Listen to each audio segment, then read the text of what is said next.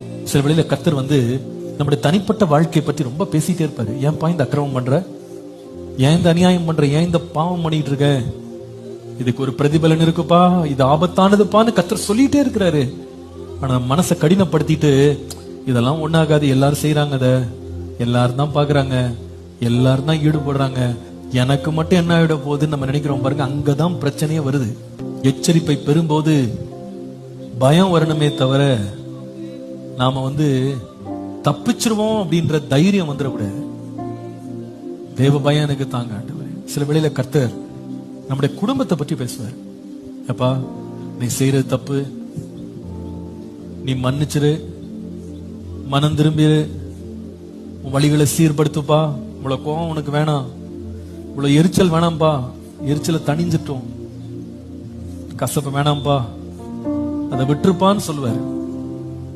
கர்த்தர் எச்சரிக்கிறாரா, வேண்டாம்ப்பா, இதை விட்டுருப்பா, இது வேண்டாம், இது செய்யாத, இப்படி பண்ணாதப்பா, இப்படி பேசாத, இப்படி நடக்காத, இங்க போகாதன்னு கர்த்தர் சொல்றாரா? எச்சரிப்பு மணியை நம்ம அடைச்சிடக்கூடாது. கர்த்தர் நம்ம மேல ரொம்ப இரக்கம் உள்ளவரா? அதிகாலையிலேயே ஆண்டவர் என்ன பண்றாரு, நம்ம ஊழியர்களை அனுப்பி எச்சரிக்கிறாரு. ஆயத்தப்படு, துன்மார்க்கத்தை விடு, பாவத்தை அறிக்கை செய், மனம் திரும்பு, இயேசுவின் வருகை சீக்கிரமா இருக்கு, மனம் திரும்பி ஞானஸ்தானம் எடு. கர்த்தர் பேசுறாரு. ரொம்ப நாளா மனசை கடினப்படுத்திட்டே உட்கார்ந்திருக்கீங்களா? இன்றைக்கு ரட்சணிய நாள், இன்றைக்கு அணுக்கிற காலம்.